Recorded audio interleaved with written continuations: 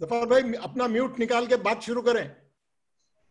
جی طارق میں یہ کہہ رہا تھا کہ آپ تو عرض کر رہا ہوں کہ ہمیں حدیثوں کو سمجھنے سننے سے بہت پہلے ہمیں یہ دیکھنا ہے کہ وہ حدیث جو کوئی شخص دنیا میں ہمارے سامنے بیان کر رہا ہے یا کسی شخص نے بھی کتاب میں لکھا ہے وہ حدیث صحیح ہے یا نہیں ہے. اگر صحیح ہے تو کس درجے کی ہے اور اگر نہیں ہے تو کس درجے کی ہے. اور ہر مسلمان اس بات کا پیاسا ہوتا ہے کہ وہ انہی الفاظ کو سنے جو ہمارے نبی صلی اللہ علیہ وسلم کی زبان مبارک سے ادا ہوئے ہیں، اور الفاظ بھی وہی ہوں. ہم اس کی پوری کوشش کرتے ہیں اور یہی کرنا بھی چاہیے اور دین میں یہی فرض بھی ہے. تو اس میں نے اس سے پچھلے عرض کیا تھا کہ حدیث کی سب سے بہتر قسم، سب سے ٹاپ کی جو حدیث سمجھی جاتی ہے اس حدیث کو کہتے ہیں صحیح.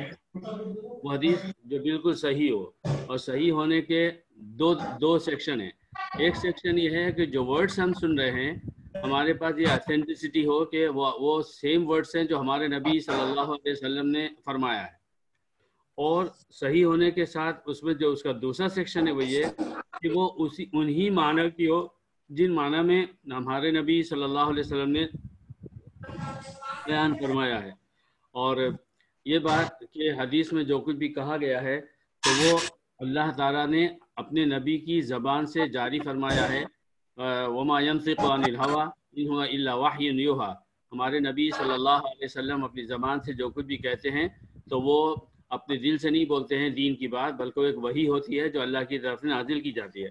ان حدیثوں کی پہلی قسم تھی صحیح، اور صحیح میں بھی ایک لفظ بولا جاتا ہے صحیح لذاتہ. وہ حدیث اٹ سیلف خود ہی ایک دم سے صحیح ہے، اس کے صحیح ہونے میں کوئی ادنا درجے کا شبہ بھی انسانوں کی دنیا میں باقی نہیں ہے. تو اس میں یہ بات ہے کہ آپ جو ہے اس کو یہ کریں کہ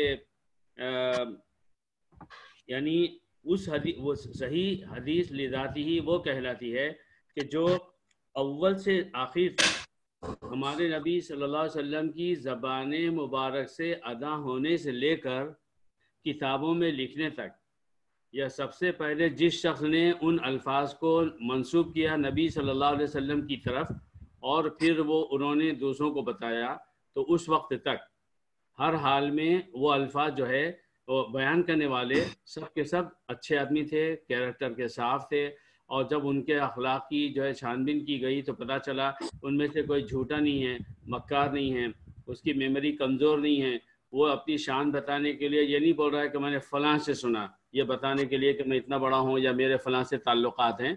جب یہ بات ثابت ہو جائے کہ الفاظ بھی وہی ہیں اور معنی بھی وہی ہیں، اور جو بیان کرنے والے ہیں نیریٹرز، جس کو ہم حدیثوں کی دنیا میں کہتے ہیں راوی اگر ایک شخص ہو، اور روات جو یعنی پلورل اگر کئی ہوں، یا ہم اس کو ہماری اردو زبان میں جمع بناتے ہیں راویوں نے، تو ایسی صورت میں اس حدیث کو صحیح حدیث لذاتی ہی کہا جاتا ہے. اس کے بعد درجہ آتا ہے حدیث صحیح لغیرہ.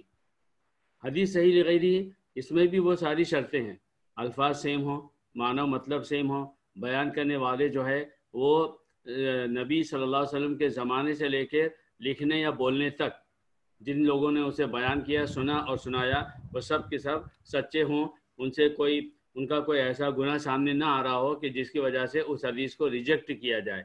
تو یہ جو ہے اس میں ہو رہا ہے. اور لیکن یہ ہے کہ اس حدیث کے بیان کرنے والوں کی تعداد صحیح حدیث لذاتی کی تعداد سے کم.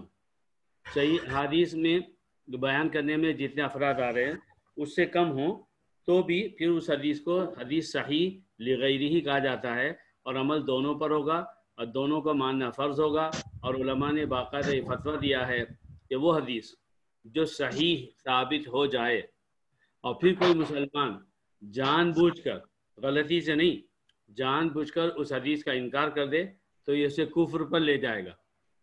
تو اس اعتبار سے آپ کو سوچنا ہے. اس کے بعد حدیث کی تیسری قسم ہے حدیث حسن لذاتی ہی. حدیث حسن لذاتی کسے کہتے ہیں کہ جس میں وہ ساری شرطیں ہیں جو صحیح حدیث کے اس کو صحیح حدیث کہنے کے لیے مطلوب ہیں، لیکن جن راویوں نے اس کو ذکر کیا ان میں بسا اوقات کبھی کوئی صحابی بھی آ جاتے ہیں کہ انہوں نے اسے پوری طرح ضبط نہیں کیا. یعنی کیا ہوا کہ جو لفظ ہمیں نبی صلی اللہ علیہ وسلم کی زبان سے سننا ہے انہوں نے اس کے ہم معنی لفظ بول دیا. جو لفظ نبی صلی اللہ علیہ وسلم کی زبان مبارک سے نکلا ڈائریکٹ وہ لفظ ان کے ذہن میں نہیں رہا، بلکہ اس کی جگہ انہوں نے وہ لفظ کہہ دیا کہ جو اسی کے معنی مطلب میں ہوتا ہے. تو آپ قربان جائیے ہمارے علماء کے جنہوں نے جس زمانے میں حدیثوں کو ریکارڈ کیا، حدیثوں کو لکھا، تو قلم اٹھایا اور نہیں لکھ دیا، سنا اور فوراً نہیں بیان کیا، بلکہ ایک حدیث میں ہے نبی صلی اللہ علیہ وسلم فرماتے ہیں کفا للمرء کذبا ان یحدث بكل ما سمع او کما قال. کسی آدمی کے جھوٹے ہونے کے لیے کافی ہے کہ جیسی بات اس نے سنی ویسے کہ ویسے بیان کر دی، یعنی اس نے تحقیق نہیں کی کہ اس بات جو سنی جا رہی ہے کس حد تک صحیح ہے. تو ہمیں بھی اپنی عام باتوں میں بھی اور دوسری باتوں میں بھی، اور خصوصاً ایسا ہوتا ہے کہ رشتہ داروں میں، بیوی بچوں میں، ماں باپ بھائی بہنوں میں اور دور قریب کے رشتہ داروں سے کوئی بات معلوم ہوتی ہے کسی کے بارے میں تو ہم فوراً اس پر ری ایکشن ظاہر کرتے ہیں اچھا یا برا. ہمیں ایسا نہیں کرنا چاہیے، بلکہ اگر ہم کوئی بات بھی سنیں جو ہمارے لیے نئی ہو اور ہمیں اچھی لگ رہی ہو یا بری لگ رہی ہو تو پہلے ہم تحقیق کر لیں کہ کیا کہنے والے نے واقعی ایسے ہی کہا یا ایسا ہے کہ اس نے ایسا نہیں کہا. تو اس لحاظ سے حدیث حسن لذاتی ہی وہ حدیث ہے کہ جس میں وہ ساری شرطیں تھیں جو حدیث صحیح لذاتی ہی یا لغیری میں ہوتی ہیں، لیکن جن لوگوں نے ان کو بیان کیا ان میں سے کسی ایک نے یا اس سے زیادہ نے اس لفظ کو پورا سیم وہ نہ بولا ہو کہ جو نبی صلی اللہ علیہ وسلم نے فرمایا تھا. اب ایسا ہوتا ہے کہ وہ ان کا ٹائم گزر گیا، یعنی اب اس کو ریکٹیفائی کرنے کا چانس نہیں رہا.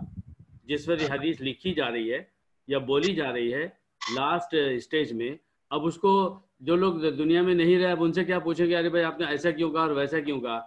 تو پھر اس حدیث کو یہ کہا جاتا ہے کہ وہ حسن لذاتی ہی ہے. لذاتی ہے صرف ہے ان دا سینس کہ جن لوگوں نے بیان کیا ان کی صداقت، سچائی، امانت، ان کے علم، ان کی میموری، ان کی ذہانت، ان کی یادداشت، سب چیزیں اپنی جگہ پر بالکل اتھینٹک ہیں اور شبے کی گنجائش نہیں ہے انسانوں کی دنیا میں، مگر شاید لفظ کا ہیر پھیر ہو گیا ہو. اب آپ کہیں گے وہ لفظ کا جب وہ لوگ نہیں رہے تو آپ کو پھر لفظ کا ہیر پھیر کیسے معلوم ہوا؟ وہ یہاں سے معلوم ہوتا ہے کہ وہی بات جو ہے پھر دوسری حدیثوں میں آتی ہے، دوسرے لوگوں نے بیان کی ہے. یعنی ایک حدیث کو ایک شخص نے نہیں بیان کیا، جس ایک نیریٹرز کی ایک سند ہے کہ جس میں 4-5 افراد آ رہے ہیں، انہوں نے ایک بات بتائی، اس میں کچھ الفاظ آئے، وہی حدیث دوسرے نیریٹرز نے دوسرے گروپ میں 4-5-10 لوگوں سے بیان کی اور اس میں کوئی دوسرا لفظ آ گیا. اب معلوم ہوا کہ یہ جو حدیث بیان کی گئی ہے اپنی جگہ صحیح تو ہے، مگر یہاں یہ لفظ آ رہا ہے وہاں وہ لفظ آ رہا ہے، اور دونوں لفظ جو ہے وہ ایک دوسرے کے خلاف نہیں ہیں، ایک دوسرے سے ملتے جلتے ہیں. بات سمجھ میں آ جاتی ہے، مطلب وہی نکل رہا ہے جو مطلب کہ اس حدیث سے کا اس سے یا اس کا اس سے نکل رہا ہے، لیکن ایک لفظ بدل گیا اور کہنے والا سچا آدمی ہے. لہذا اس حدیث کو علماء نے ڈیفینیشن میں فرمایا ہے کہ یہ جو ہے حدیث حسن لذاتی ہی ہے. اور جب آپ سن رہے ہیں لفظ لذاتی تو آٹومیٹک اس کے ساتھ اب آپ کو یہ بھی سمجھ میں آ گیا کہ جب ہم کہیں گے یہ حدیث خود بخود صحیح ہے، خود بخود حسن ہے، تو اس کا مطلب یہ ہے کہ کوئی اور بھی حدیث ہے کہ جو خود بخود صحیح نہیں ہے مگر دوسرے طریقوں سے سامنے آئی ہے، اس سے ثابت ہو گیا کہ ہاں بھئی اس کا جو مطلب ہے وہ صحیح ہے یا اس میں جو الفاظ کہے گئے ہیں وہ صحیح ہے، اور کہاں ڈفرینس ایک یا دو لفظ آ رہا ہے جو ایک دوسرے کے خلاف نہیں جا رہے ہیں. تو ایسے ہی جب حدیث حسن لذاتی ہی کہا جائے گا تو اس کے بعد خود بخود ایک اور ڈیفینیشن سامنے آئے گی اور وہ ہے حدیث حسن لغیرہ. اب حدیث حسن لغیرہ کیا ہے؟ کہ وہ حدیث جو ہے کسی نہ کسی اعتبار سے کمزور پڑ رہی ہے، صرف الفاظ کی بات نہیں آ رہی ہے، اس میں جو نیریٹرز آ رہے ہیں ان میں ایک یا اس سے زیادہ کا کیریکٹر کہیں نہ کہیں کچھ کمزور نظر آ رہا ہے. میں کہہ رہا ہوں کمزور، یہ نہیں کہ ڈیمیجڈ ہے، اگر ڈیمیجڈ ہے بات ہی ختم ہو گئی، لیکن کمزور ہے. اور اس کے ساتھ ساتھ یہ بات ہو رہی ہے کہ اس میں جو انہوں نے بیان کیا ہے وہ پھر دوسرے بیان کرنے والوں کے ذریعے سے وہ کمی پوری ہو رہی ہے. لیکن اس میں یہ بات ہے کہ جب ہم کہتے ہیں حسن لذاتی ہی تو وہاں اس کمی کو پورا کرنے کا دوسرا کوئی راستہ نہ رہا اس درجے میں. جب ہم کہتے ہیں حسن لغیرہ ہی تو اس کا مطلب یہ ہوتا کہ وہ جو حدیث ہے جس میں جہاں پر کہیں پر سند یعنی نیریشن میں کہیں فرق آ رہا ہے یا معنی میں کہیں پر لفظ کے فرق سے معنی میں فرق پڑ رہا ہے تو ایسی صورت میں دوسرے راویوں سے ہم کو وہ حدیث ملتی ہے اور اس میں دوسرے الفاظ ہم کو ملتے ہیں جو سملر ٹو ایچ ہیں اور اس میں مطلب وہی نکل رہا ہے تو پھر اس کو کہا جاتا ہے کہ حدیث حسن لغیرہ ہی ہے. یعنی اپنی جگہ اس کے اندر کمی ہے مگر جن دوسرے راویوں سے ہم کو یہ حدیث مل رہی ہے اس میں بھلے لفظ کا فرق آ رہا ہے لیکن وہ لفظ سملر ٹو ایچ ہے اور اس میں جو معنی نکل رہے ہیں وہ سیم ٹو سیم ہے تو اس کو درجہ دیا گیا حسن لغیرہ ہی ہے. اور جس طرح سے آپ یہ حدیثوں کی جو قسمیں سن رہے ہیں اسی اعتبار سے پھر علماء نے چاروں اماموں نے امام کی جمع ائمہ ہے اور اربع آپ جاتے ہیں 4 کو بولتے ہیں تو جب چاروں اماموں کی طرف نسبت دی جاتی ہے تو کہا جاتا ہے ائمہ اربعہ. تو ائمہ اربعہ چاروں اماموں نے اور ان کے علاوہ دوسرے جو علماء ہیں دوسرے امام ان سب کو سامنے رکھیں تو ان سبوں نے جو ہے تو پھر احکام کسی بات کا فتویٰ دینے میں کسی فقہی مسئلے میں قرآن کی حدیث کی تشریح میں قیامت کے آثار بتانے میں یا جو ہے اخلاقیات کے بارے میں سیاست کے بارے میں جس بارے میں بھی جو حدیث محل نظر ہے تو وہاں پر ہمیں دیکھنا ہے کہ کیا وہ حدیثیں جو ہیں تو وہ صحیح لذاتی ہی ہے صحیح لغیرہ ہی ہے حسن لذاتی ہی ہے حسن لغیرہ ہی ہے اور اس کے علاوہ جو دوسری قسمیں آپ سنیں گے تو جب وہ اسی لحاظ سے پھر حکم بھی دیتے ہیں.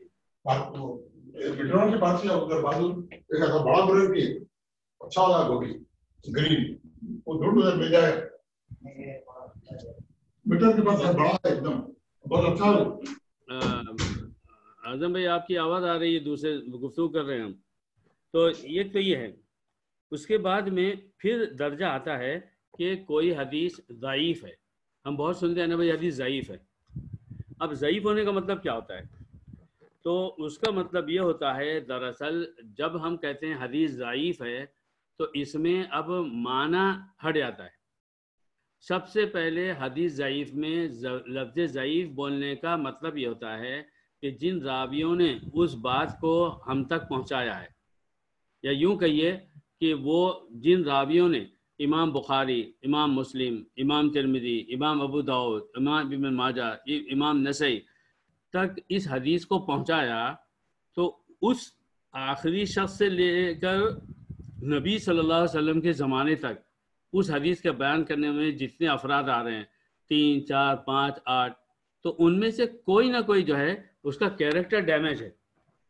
ڈیمیج ہونے کا مطلب کیا نکلا صرف ڈیمیج ہونے کا یہ مطلب نہیں نکلا کہ وہ جھوٹا تھا تو لہذا وہ حدیث ضعیف ہو گئی یا وہ جو ہے اس نے لفظ کو بدل دیا تو حدیث ضعیف ہو گئی. بلکہ 2 باتیں آتی ہیں خاص طور پر جب ہم کسی حدیث کو حدیث ضعیف کہتے ہیں یا حدیث کمزور ہے تو اس کے 2 ہی مطلب ہوتے ہیں. ایک مطلب یہ ہوتا ہے کہ جس شخص نے بیان کیا اس کے اخلاقیات میں جھول ہے وہ جھوٹا کہیں نہ کہیں ثابت ہو رہا ہے یا اس نے کہیں پر چیٹنگ کی ہے. اور حدیثوں کے علماء نے ماہرین نے یہ بات طے کر رکھی ہے کہ اگر کسی بھی راوی نیریٹر کی اگر چیٹنگ ثابت ہو گئی جھوٹ ثابت ہو گیا پھر اس حدیث کو نہیں لیا جائے گا اس ڈر سے کہ معلوم نہیں اس نے یہ بات بھی صحیح بولی ہے نہیں بولی ہے. اور اس کے ساتھ ساتھ جب کوئی حدیث ضعیف کے درجے میں آتی ہے تو اس کا دوسرا پہلو یہ بھی ہوتا ہے کہ ہو سکتا ہے وہ بیان کرنے والا بااخلاق ہے اور یہ بھی ہو سکتا ہے کہ اس نے جو ہے تو لفظ کا ہیر پھیر نہیں کیا مگر یادداشت کمزور تھی یہ بات صاف ہو گئی. معلوم ہو گیا کہ بھئی یہ صاحب جو تھے ان کی یادداشت کمزور ہو گئی تھی وہ بوڑھے ہو گئے تھے کسی حادثے کے شکار ہوئے تھے جو بھی تھا لیکن ان کی جو میموری ہے وہ جو ہے کہیں نہ کہیں جو ہے تو بھول جاتی تھی. اب جیسے ہی یہ بات آتی ہے تو آپ قربان جائیں اپنے ہمارے محدثین کے حدیثوں کے ایکسپرٹس کے کہ انہوں نے اس ڈر سے کہ کہیں امت تک وہ حدیث نہ پہنچ جائے کہ جس کو بیان کرنے والے کی میموری کمزور تھی پتہ نہیں اس نے وہی الفاظ بولے یا دوسرے الفاظ بول دیے تو ایسی حدیث کو جب حدیث ضعیف کہا جاتا ہے تب اس صورت میں اس کو جو ہے تو پھر اس پر عمل نہیں کیا جاتا ہے اور اس بارے میں پھر علماء کی رائے بدل جاتی ہے. ایک بات اور بھی ہے وہ یہ ہے کہ ایک حدیث بیان کی جا رہی ہے نبی صلی اللہ علیہ وسلم کے زبان کے عہد مبارک سے لے کے اس آخری راوی اور نیریٹر تک جس نے یہ حدیث ائمہ ستہ جو آپ نے نام سنا امام بخاری وغیرہ وغیرہ یا اور ان سے پہلے جن لوگوں نے وہ کتاب لکھی ہے، جیسے امام مالک نے بھی حدیثوں کو جمع کیا ہے اور اسے کہتے ہیں وہ جو ہے حدیثوں کو جمع کرنے میں سب سے پہلی معروف کتاب ہے۔ کون سی؟ امام مالک کی، اور اس کتاب کا نام ہے موطا، اس کی بھی اہمیت ہے۔ اور ان سے پہلے بھی صحابہ میں جو ہے وہ دو صحابی ایسے تھے کہ وہ لکھ لیا کرتے تھے، ایک حضرت ابو ہریرہ رضی اللہ عنہ اور ایک حضرت عمرو بن العاص یا عبداللہ ابن عمرو بن العاص، دوسرا نام مجھے ٹھیک سے یاد نہیں آ رہا ہے۔ تو یہ دو صحابی بھی لکھ لیا کرتے تھے۔ تو اب اس لکھنے میں اور وہاں سے پھر انہوں نے جن لوگوں کو بتایا، پھر انہوں نے جن کو بتایا، پھر انہوں نے جن کو بتایا، ایسے 3 4 5 نیریٹر سے جمع ہوئے حضرت ابو ہریرہ سے مثال کے طور پر حدیث سننے میں، اور وہاں سے امام بخاری تک یا کسی صحابی سے لے کے امام نسائی تک یا کسی صحابی سے لے کے امام ترمذی تک یا امام مسلم تک یا ان کے بعد کے علماء تک۔ اور اس میں کہیں پر ایسا ہوا کہ جیسے کہ میں ایک مثال دوں کہ حدیث میں یہ آ رہا ہے کہ زید نے خالد سے سنا، دونوں فرضی نام بول رہا ہوں، زید نے خالد سے سنا، خالد نے فلاں فلاں فلاں فلاں سے سنا، اور یہ اس کے بعد حدیث کے الفاظ ہے۔ اور جب امام بخاری، امام مسلم، امام ترمذی اور دوسرے محدثین نے جب اس کی چھان بین کی تو پتہ چلا کہ زید اور خالد کی ملاقات ہی نہیں ہوئی۔ اب یہ کیسے پتہ چلا؟ پتہ چلا کہ زید فلاں شہر میں رہتا تھا اور خالد فلاں شہر میں رہتے تھے، اور اس زمانے میں نہ ٹیلی فون تھا، نہ نیٹ تھا، نہ زوم تھا، نہ جو ہے کوئی سائیکل اور تھی کہ بھائی جس کے ذریعے سے آدمی وہاں جا کر سن کر آئے۔ یہ بات ثابت ہو گئی کہ وہ صاحب اس شہر میں گئے ہی نہیں۔ جیسے ہم اس وقت جتنے افراد یہاں بیٹھے ہیں تو ہم اس وقت دنیا کے لاکھوں شہر ہیں جہاں نہ میں جا سکے نہ آپ جا سکے۔ اب بعد میں اگر کسی نے کہا وہ یار وہ آدم بھائی یونان گئے تھے، اور میں آدم بھائی سے قریب ہوں مثال کے طور پر، اللہ تعالیٰ ان کو آباد رکھے اور آپ سب کو، تو میں نے کہا ارے بھائی آدم بھائی یونان گئے ہی نہیں تھے، مجھے معلوم اچھی طرح وہ گئے ہی نہیں یونان۔ تو اس طرح سے اگر یہ ثابت ہو جائے کہ جس حدیث کو بیان کیا جا رہا ہے اس میں 2 راوی ایسے ہیں کہ ان کی ملاقات ایک دوسرے سے ثابت ہی نہیں ہو رہی، تو پھر اس حدیث کو بھی کہا جائے گا یہ حدیث ضعیف ہے۔ اور اس کے بعد جو ہے حدیث کی جو سب سے زیادہ بہت ہی غلط قسم کی حدیث ہے اور جس کے کہتے ہوئے بھی جو ہے بہت ہی رونگٹے کھڑے ہو جاتے ہیں، وہ ہے حدیث موضوع، میم واو ضاد واو عین، اور اس کا ترجمہ ہم اردو میں کہتے ہیں بناوٹی حدیث اور انگلش میں کرتے ہیں فیبریکیٹڈ، یعنی وہ الفاظ جو ہمارے نبی صلی اللہ علیہ وسلم نے زبان سے بیان ہی نہیں کیا، مگر کسی شخص نے بھی، کسی راوی نے پچھلے زمانوں کے اس حدیث کو لکھنے اور بولنے سے پہلے تک اس نے جو ہے کسی مصلحت سے اس بات کو نبی صلی اللہ علیہ وسلم کی طرف منسوب کر دیا۔ اور پھر میں یہاں حدیث یاد دلا دوں، میں نے عرض کیا تھا کہ صحیح حدیث سے ثابت ہے، نبی صلی اللہ علیہ وسلم نے فرمایا من کذب علی متعمدا فلیتبوأ مقعدہ من النار، جو شخص جان بوجھ کر میرے بارے میں جھوٹ بولے گا کہ میں نے یہ کہا، میں نے وہ کہا، میں نے یہ کیا، میں نے وہ کیا، وہ اس کا ٹھکانہ جہنم ہوگا، یہ بات طے ہے۔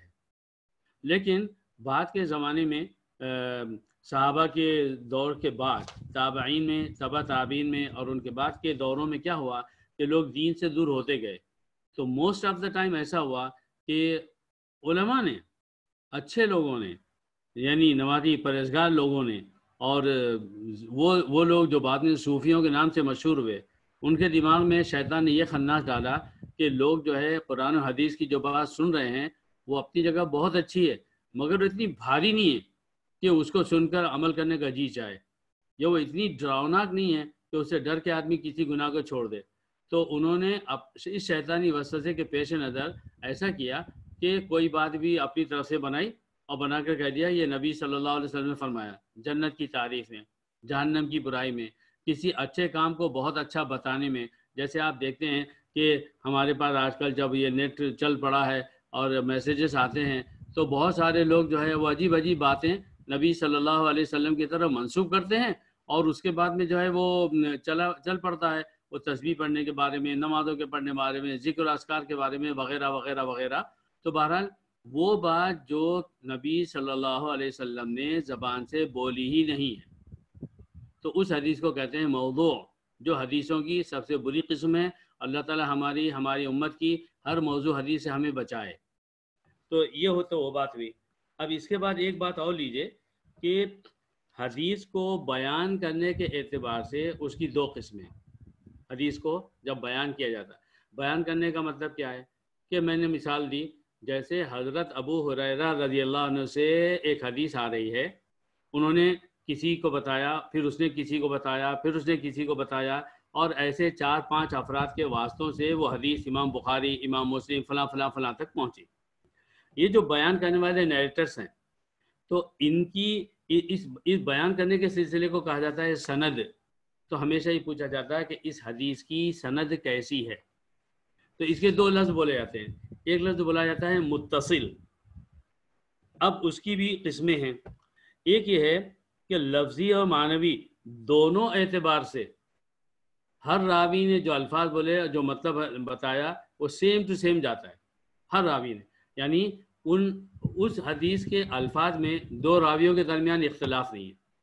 ہر راوی وہی لفظ بول رہا ہے، وہی الفاظ بولتا ہے جو ہمارے نبی صلی اللہ علیہ وسلم نے فرمایا۔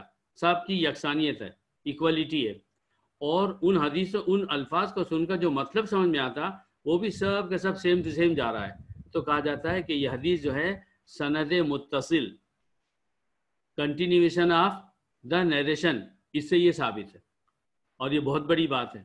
اور اسی گہرائی سے پھر ہر حدیث کو ناپا اور تولا گیا ہے، تب جا کر وہ حدیث آج جو ہے بہت آسانی سے ہمارے پاس کتابوں میں لکھی ہوئی ہے۔ اور یہ امت کی جو ہے تو بدقسمتی ہے، بدبختی ہے کہ ایک ایک حدیث کو استعمال کرنے اور لکھنے کے اندر جو اتنی زیادہ چھان بین کی گئی، جو دنیا کی کسی امت نے اپنے نبی کی باتوں کو ریکارڈ کرنے میں بالکل نہیں کیا ہے، لاپرواہی کی ہے۔ اور فن رجال اس کو حدیثوں کی دنیا میں کہتے ہیں، انسانوں کو پرکھنے کا فن۔ پرکھنے کا فن یہ جاننے کے لیے کہ وہ جو الفاظ محمد صلی اللہ علیہ وسلم کی طرف منسوب کر رہا ہے وہ کس حد تک صحیح ہے۔ تو حدیث متصل کہتے ہیں، متصل سند، جن میں الفاظ اور معنی دونوں کے بیان کرنے والے جو راوی ہیں ان میں یکسانیت ہے، ایکولیٹی ہے۔ اور وہ حدیث جو صرف معنوی اعتبار سے ایک ہو، یعنی ہر راوی سے وہ حدیث الفاظ میں کسی قدر مختلف ہو مگر تمام الفاظ ہم معنی ہوں، تو یہ بھی حدیث کی ایک قسم ہے جس کو متصل کہا جاتا ہے۔ معنی سیم آ رہے ہیں لیکن الفاظ کہیں نہ کہیں مختلف ہو رہے ہیں، لیکن وہ اس معنی کو ثابت کرنے میں جو ہے کوئی دوسرا ڈائریکشن نہیں دے رہے ہیں، تو اس کو بھی متصل مانا گیا ہے۔ اس کے بعد میں حدیث آتی ہے حدیث آحاد۔ آحاد جمع ہے احد کی۔ آپ جاتے ہیں قل هو اللہ احد، اللہ صرف ایک ہے۔ احد یعنی ایک، یعنی کیا ہوا کہ حدیث ایک ہی صحابی نے اس حدیث کو بیان فرمایا۔ اب عام طور پر تو ایسا نہیں ہوتا، جب بھی آپ صلی اللہ علیہ وسلم نے کوئی بات بیان فرمائی تو سننے والے زیادہ تعداد میں تھے نبی کے سامنے، جو صحابہ تھے وہ 2، 5، 10، 15، 20، 25 آپ جتنے کہہ لیں۔ تو اسی لیے یہ جو آپ جو اس کا جو بخاری مسلم حدیث کی جو ہے نا بڑی بڑی جو ہے تو آپ اس کے جو ویلیومز دیکھتے ہیں، بخاری کا ویلیوم کتنا ہے، اگر آپ بخاری کا ویلیوم ابھی دیکھیں تو ہمارے عرب علماء نے اور سعودی عرب وغیرہ کے علماء نے اور وہاں جو کتابوں کے چھاپنے کا اہتمام کیا گیا تو انہوں نے اس کو جو ہے مختلف جلدوں میں شائع کیا۔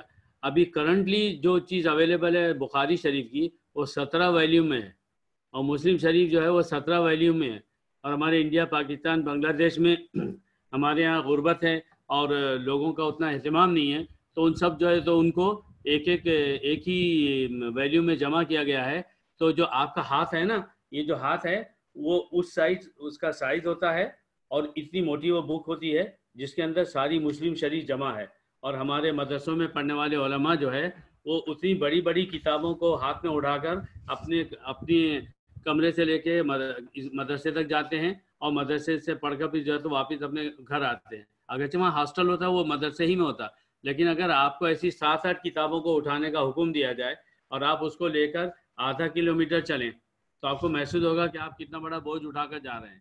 اور اگر اس سے پہلے کا زمانہ لے لیں آپ، جو صحابہ کا تھا، تابعین کا تھا، تبع تابعین کا تھا، تو آپ بتائیے کہ اس وقت جو لکھنے کی باریکی اتنی نہیں تھی، پرنٹنگ پریس نہیں تھا، یہ سب تھا، بہرحال میں یہ عرض کرنا چاہ رہا ہوں کہ جو حدیثیں ہیں جو اتھینٹک صحیح حدیثیں کہلاتی ہیں وہ 10,000 سے زیادہ نہیں ہیں علماء نے کہا، لیکن انہی 10,000 حدیثوں کو بیان کرنے والے افراد 10,000 ہیں، مختلف صحابہ نے بیان کیا.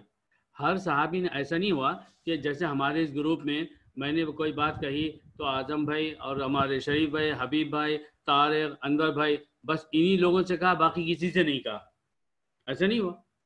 ایک بات میں نے آپ ساتھ سے عرض کی، اب اگر دوسری محفل تھی اس میں دوسرے افراد موجود تھے، میں نے ان سے کہا. اب اس گروپ کا آدمی بولے گا ظفر نے ایسے سے کہا ہے، اس گروپ کے لوگ بھی بولیں گے کہ ظفر نے ایسے سے کہا ہے. اب کبھی کیا ہوگا کہ ان دونوں کے بتانے میں الفاظ کا فرق ہو جائے گا. ایک گروپ بولے گا کہ ظفر نے جب کہا تھا تو اس کے یہ الفاظ تھے، دوسرا گروپ بولے گا کہ جب ظفر نے بات بتائی تو اس کے وہ الفاظ تھے. تو ایسے ہی جب ہمارے نبی صلی اللہ علیہ وسلم نے لوگوں کی رہنمائی کی اور اللہ کی بات بندوں تک پہنچائی تو اس میں کبھی کچھ صحابہ تھے، کبھی دوسرے صحابہ تھے، کبھی دوسرے قسم کے تھے، اور پھر ایک بات کو آپ صلی اللہ علیہ وسلم نے ضرورت کے مطابق 2، 4، 5، 8، 10 دفعے دہرائی ہے. لیکن اس کے باوجود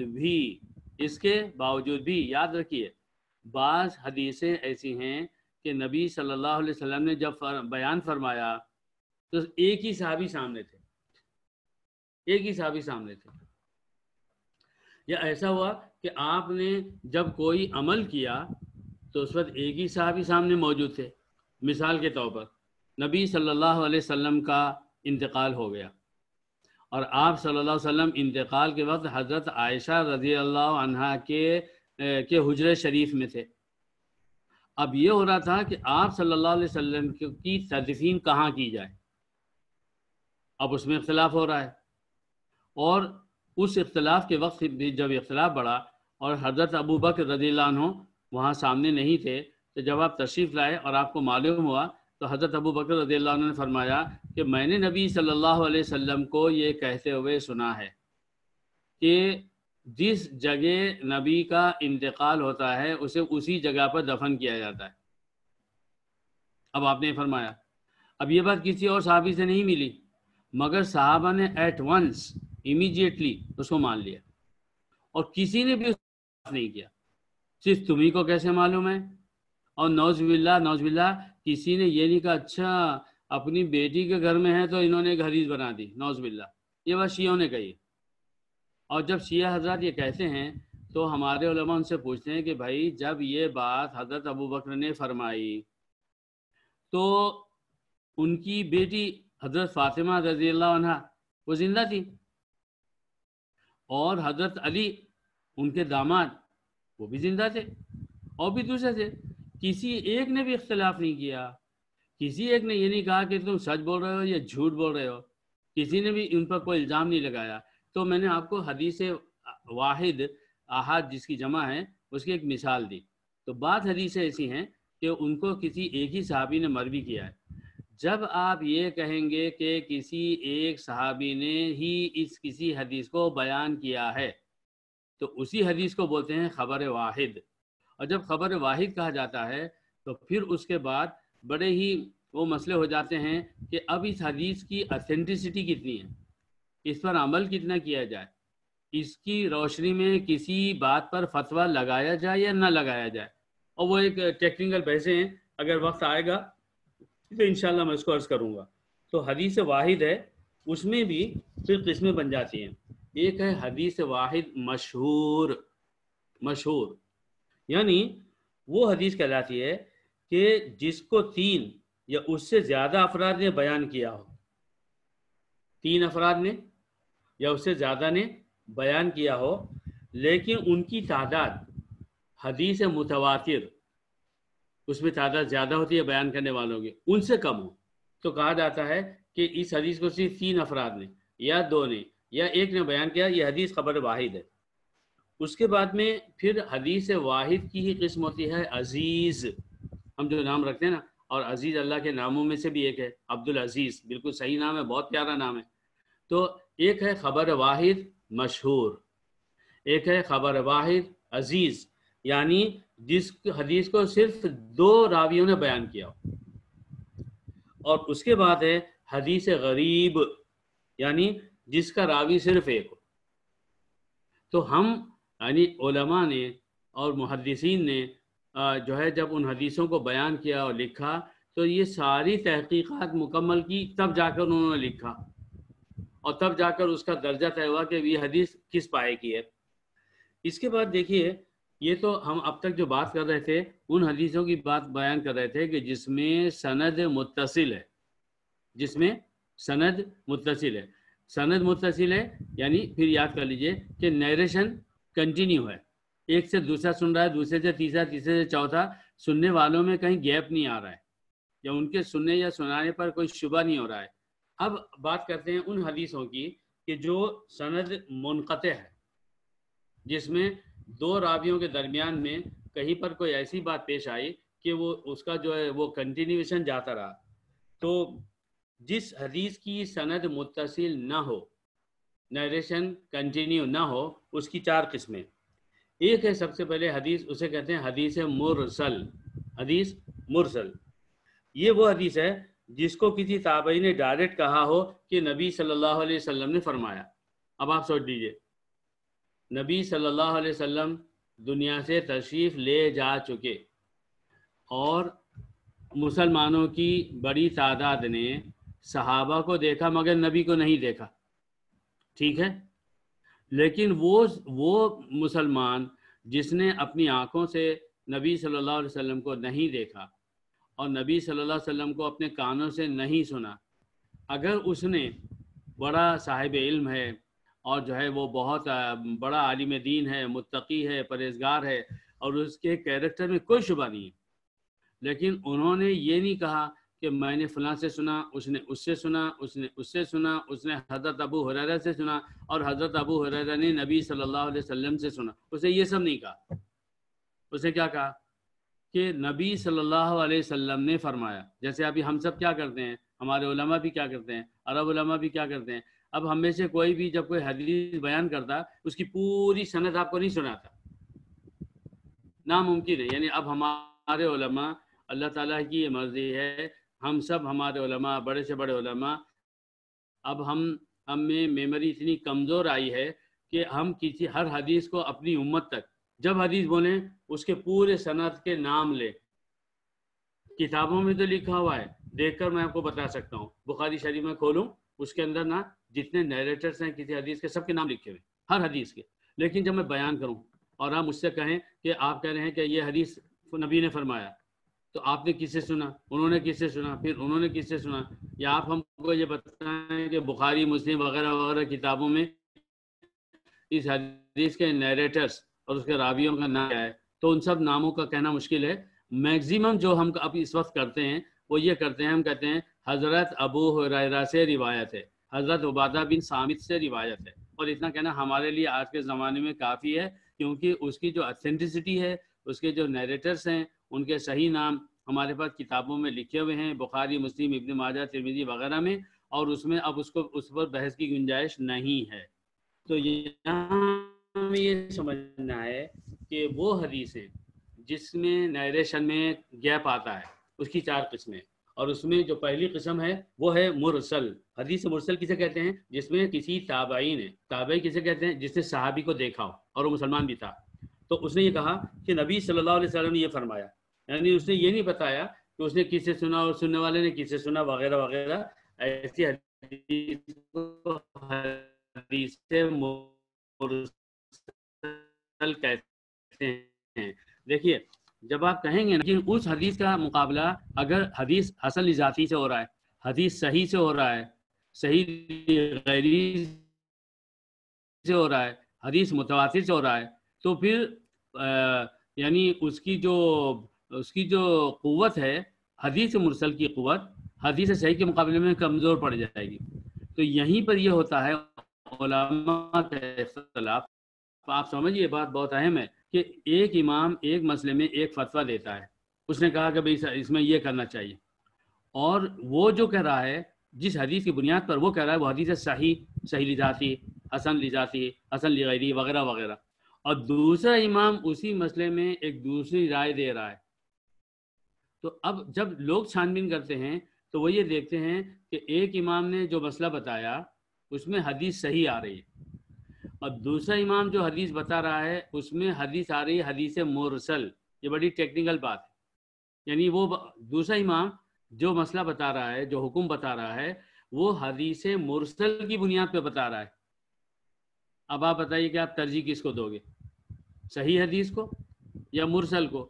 یا قوت کون سی بات میں آ گئی؟ قوت اس بات میں آ گئی جو حدیث سے صحیح سے ثابت ہو رہا ہے، اور حدیث مرسل ہے اس بات میں قوت نہیں رہی اس کے مقابلے میں. اس کا مطلب یہ نہیں کہ حدیث مرسل غلط ہے، اس کا مطلب یہ نہیں کہ وہ فیبریکیٹڈ ہے، لیکن اس کا مطلب صرف ایک ہے کہ اس سے زیادہ پاورفل حدیث سے ایک بات ثابت ہو رہی ہے جو حدیث مرسل کی ثابت ہونے والی بات کے خلاف ہے. تو اس صورت میں پھر حدیث صحیح کو ترجیح دی جائے گی. لیکن خود حدیث مرسل، خود اس کے بارے میں بھی ایک لمبی بحث ہے جو انشاءاللہ کبھی موقع ہوگا تو میں عرض کروں گا. اس کے بعد پھر جو سند جہاں کٹ ہو جاتی ہے تو ابھی دیکھیے اور کئی حدیثیں اس کی سندیں باقی ہیں مختلف ڈیفینیشن کی، اور ٹائم اس وقت 9:45 ہو رہا ہے ہمارے پاس. تو اعظم بھائی یہ بتائیے کہ ابھی کنٹینیو کیا جائے یا پھر اس کو روک دیا جائے اور اگلی نشست پر رکھا جائے؟ آپ سب کی رائے لیں ظفر بھائی، اور بھی لوگوں کی رائے لیں.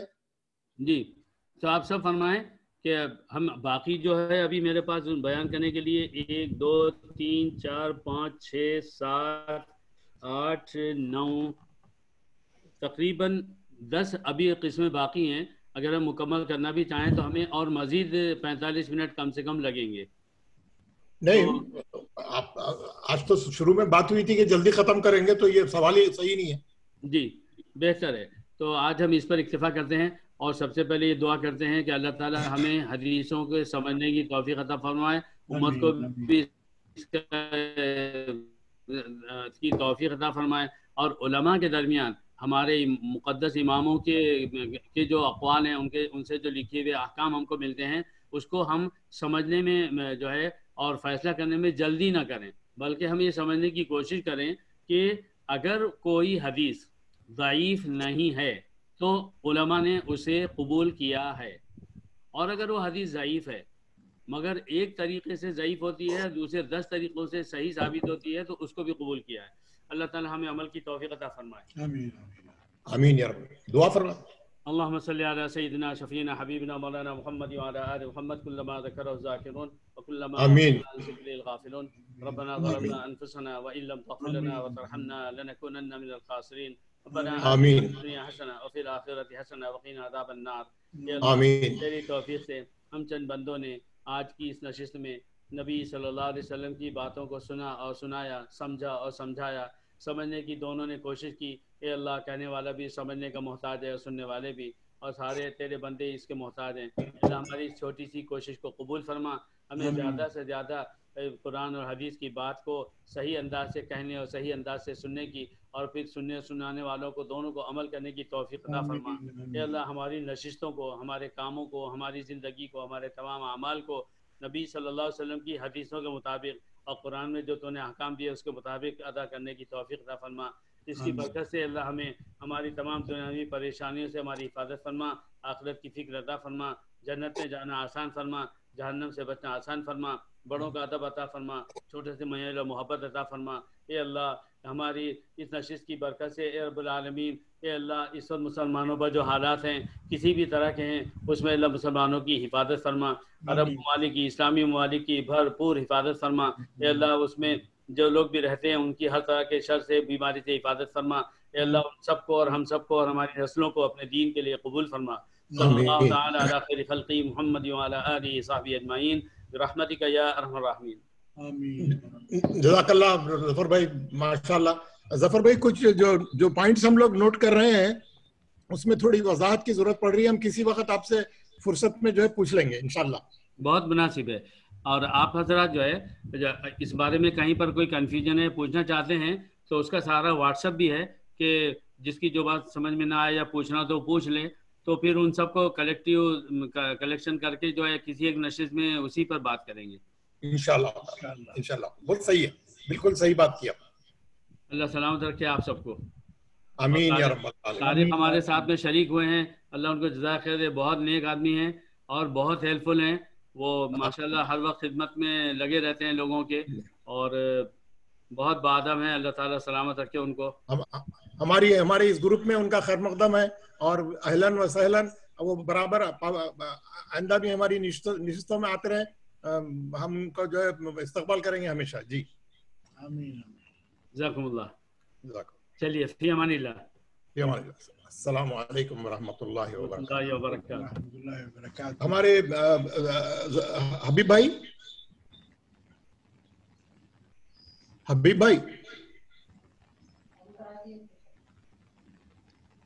کھلا ہے ان کا. حبیب بھائی فرمائیے. ہاں آپ کا آواز نہیں آ رہا. ہم لوگ انور بھائی تو شاید چلے گئے کیونکہ ان کو جلدی جانا تھا. اب سلیمان صاحب آپ اپنا مائک کھول لیں پلیز. سلیمان صاحب آپ اپنا مائک کھول لیں. السلام علیکم. وعلیکم السلام. اور اب جو ہے جو لوگ قرآن پڑھنا چاہ رہے ہیں، اگر ایک صفحہ پڑھنے کا ہمارے کے اندر وہ ہے تو انشاءاللہ ہم شروع کریں گے. ظفر حبیب بھائی آپ کا کیا خیال ہے؟ کر لیں، ایک صفحہ پڑھنے میں کوئی حرج نہیں ہے. جی ہمارے شریف بھائی. ہاں انشاءاللہ ضرور پڑھیں گے. جی نکال لیں. طارق صاحب آپ بھی پڑھیں گے ایک صفحہ، یا بعد میں پھر کسی وقت آپ اپنا مائک نہیں کھولا تھا وہ لوگ چلے گئے؟ چلو اوکے. ہم لوگ 1 2 3 4 لوگ ہیں اس وقت، تو بسم اللہ کرتے ہیں. ہم لوگ جو ہے کہاں تک پڑھے تھے؟ میں ہاں بن کر خیال ہے کہ آیت 219 تک ہوئی تھی. جی پیج نمبر 35 انشاءاللہ 219 سے پڑھیں گے.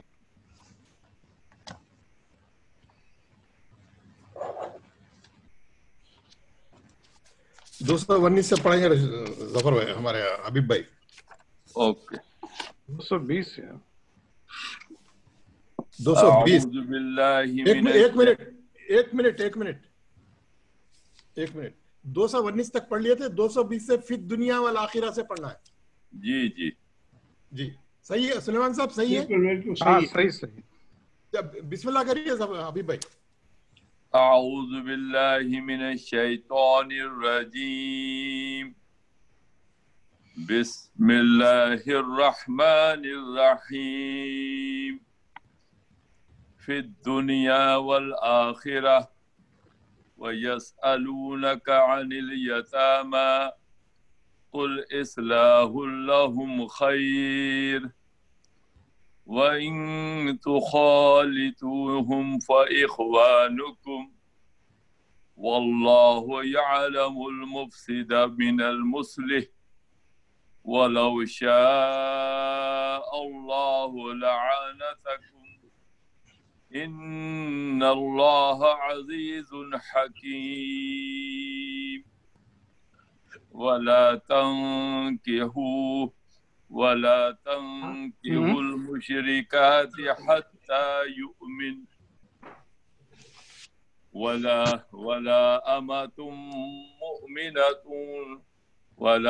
أَمَةٌ مُؤْمِنَةٌ خَيْرٌ مِّن مُّشْرِكَةٍ وَلَوْ أَعْجَبَتْكُمْ وَلَا تُنكِحُوا الْمُشْرِكِينَ حَتَّى يُؤْمِنُوا وَلَعَبْدٌ مُؤْمِنٌ خَيْرٌ مِّن مُّشْرِكٍ وَلَوْ أَعْجَبَكُمْ أُولَئِكَ يَدْعُونَ إِلَى النَّارِ وَاللَّهُ يَدْعُو إِلَى الْجَنَّةِ وَالْمَغْفِرَةِ بِإِذْنِهِ وَيُبَيِّنُ آيَاتِهِ لِلنَّاسِ لَعَلَّهُمْ يَتَذَكَّرُونَ. وَيَسْأَلُونَكَ عَنِ الْمَحِيضِ قُلْ هُوَ أَذًى فَاعْتَزِلُوا النِّسَاءَ فِي الْمَحِيضِ وَلَا تَقْرَبُوهُنَّ حَتَّى يَطْهُرْنَ يطهرن فإذا تطهرن فأتوهن من حيث أمركم الله إن الله يحب التوابين ويحب المتطهرين نساؤكم حرث لكم فأتوا حرثكم أنى شئتم وقدموا لأنفسكم واتقوا الله واعلموا أنكم ملاقوه وبشر المؤمنين ولا تجعلوا الله عرضة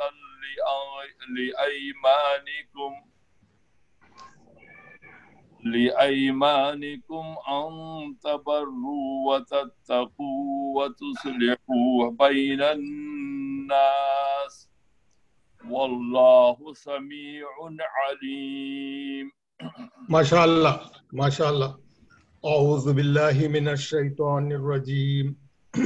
بسم الله الرحمن الرحيم.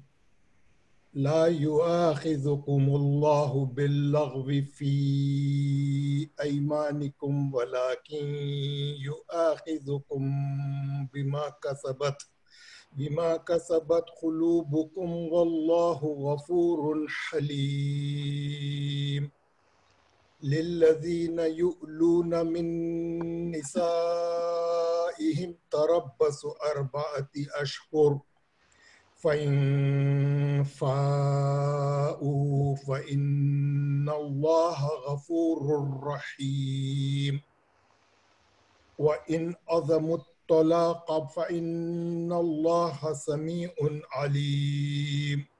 والمطلقات يتربصن بأنفسهن 3 قروء ولا يحل لهن أن يكتمن ما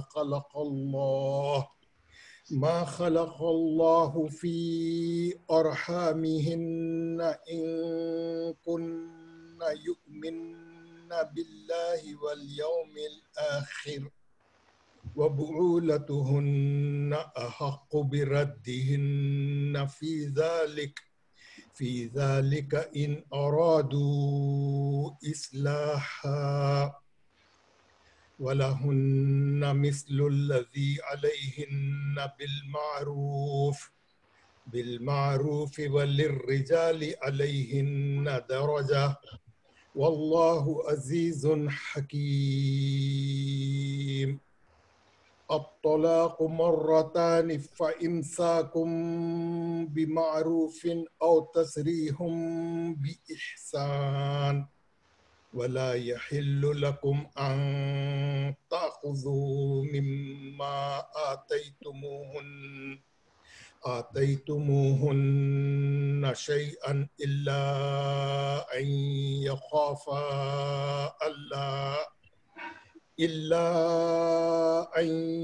يخافا ألا يقيما حدود الله فإن خفتم ألا يقيما حدود الله فلا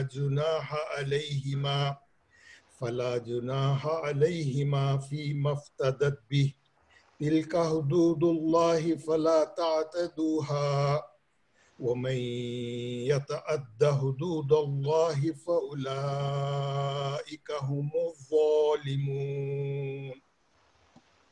صدق الله العظيم.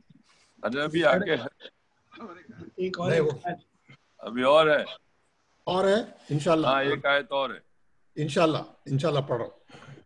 فَإِن طَلَّقَهَا فَلَا تَحِلُّ لَهُ من بعد حتى تنكح زوجا غيره فإن طلقها فلا جناح عليهما أن يتراجعا إن ظنا أن يقيما حدود الله وتلك حدود الله يبينها لقوم يعلمون. ماشاء اللہ.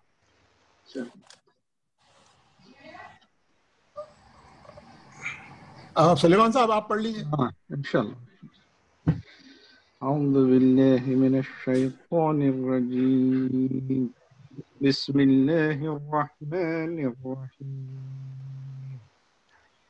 وَإِذَا طَلَّقْتُمُ النِّسَاءَ فَبَلَغْنَ أَجَلَهُنَّ فَأَمْسِكُوهُنَّ بِمَعْرُوفٍ أَوْ سَرِّحُوهُنَّ بِمَعْرُوفٍ وَلَا تُمْسِكُوهُنَّ ضِرَارًا لِتَعْتَدُوا وَمَنْ يَفْعَلْ ذَلِكَ فَقَدْ ظَلَمَ نَفْسَهُ وَلَا تَتَّخِذُوا آيَاتِ اللَّهِ هُزُوًا واذكروا نعمة الله عليكم وما أنزل عليكم من الكتاب والحكمة يعظكم به واتقوا الله واعلموا أن الله بكل شيء عليم. وَإِذَا طَلَّقْتُمُ النِّسَاءَ فَبَلَغْنَ أَجَلَهُنَّ فَلَا تَعْضُلُوهُنَّ أَن يَنكِحْنَ أَزْوَاجَهُنَّ إِذَا تَرَاضَوْا بَيْنَهُم بِالْمَعْرُوفِ ذَلِكَ يُوعَظُ بِهِ مَن كان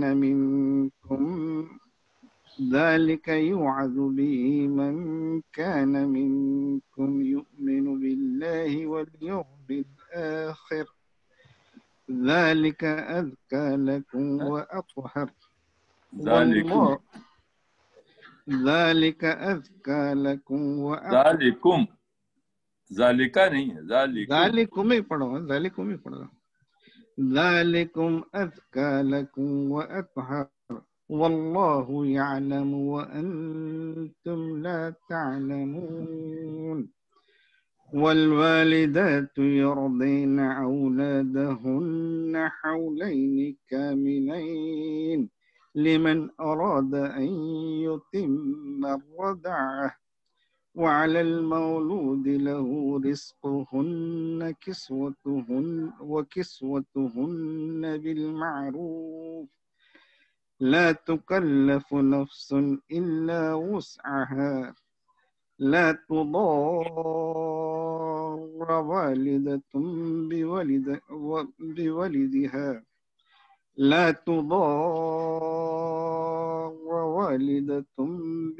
بولدها ولا مولود له بولده وعلى الوارث مثل ذلك فإن أراد فصالا عن تراض منهما وتشاور لا جناح عليهما. وإن أردتم أن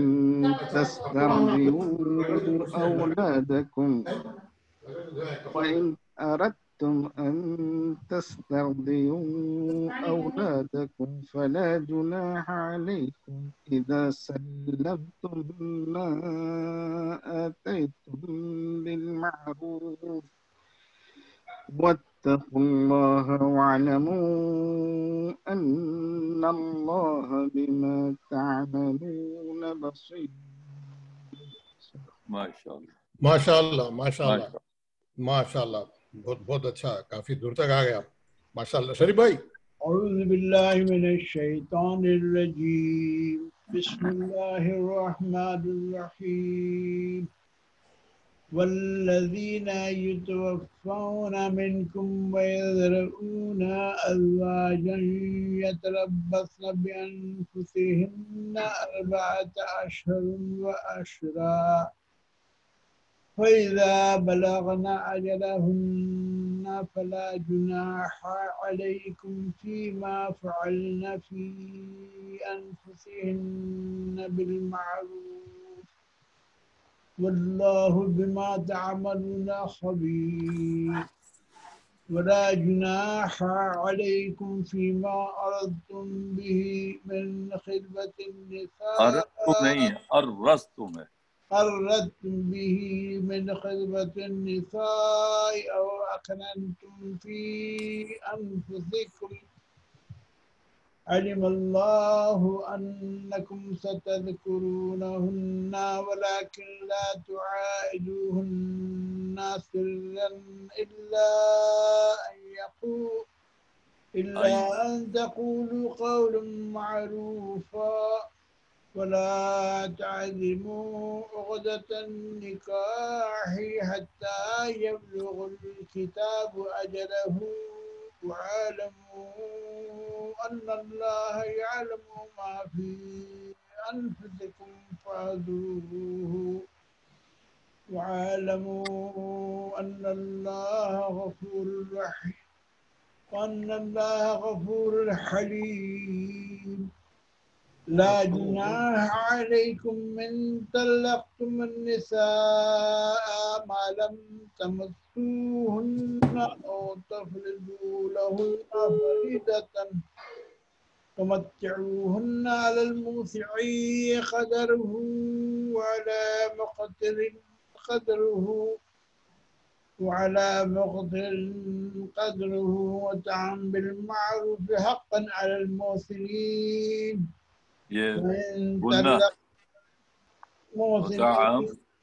حقا على المحسنين وإن طلقتموهن من قبل أن تمسوهن وقد فرضتم لهن فريضة فنصف ما فرضتم إلا أن يعفون أو يعفو الذي بيده عقدة النكاح وإن تعفوا أقرب للتقوى ولا تنسوا الفضل بينكم إن الله بما تعملون بصير. کیا بھائی استاد لوگ کہاں ہیں؟ آپ بتا رہے تھے نا برابر، آپ بتا رہے تھے تو ہم ذرا خاموش تھے. اچھا کہیں اور ویسے بھی شریف بھائی بہت اچھا پڑھے، اللہ قبول فرمائے، اللہ جو ہے ہماری کوششوں کو جو ہے کامیاب کرے. اور ایک صفحہ پڑھ لیں گے، اور ٹائم تو بہت لمبا ہو گیا سلیمان صاحب، اگلی بار پڑھیں گے.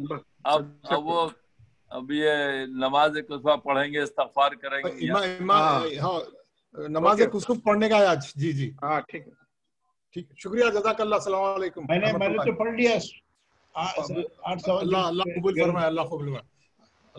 اللہم صلی اللہ سیدنا محمد وعلی آلہ وصحبہ اجمعین برحمتک یا ارحم الراحمین.